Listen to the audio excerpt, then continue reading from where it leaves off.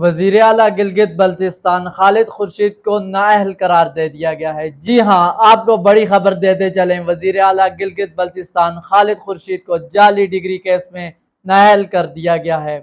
Video को मजीद आगे देखने से पहले हमारे यूट्यूब चैनल को ज़रूर सब्सक्राइब करें।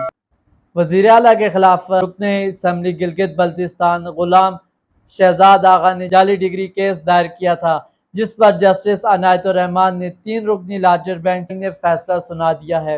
वजीर आला खालिद खुर्शीद के खिलाफ तहरीक के अदम एतमाद 9 अरकान असम्बली ने जमा कराई ताकि हुक्मरान जमात का असम्बली तहलील करने का मनसूबा नाकाम बनाया जा सके।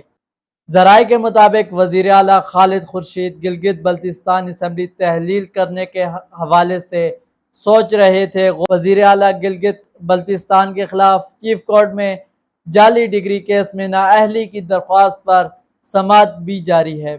वज़ीर आला गिलगित बल्तिस्तान खालिद खुर्शीद को नाअहल करार दे दिया गया है। जी हाँ, आपको बड़ी खबर देते चलें, वज़ीर आला गिलगित बल्तिस्तान खालिद खुर्शीद को जाली डिग्री केस में नाअहल कर दिया गया है।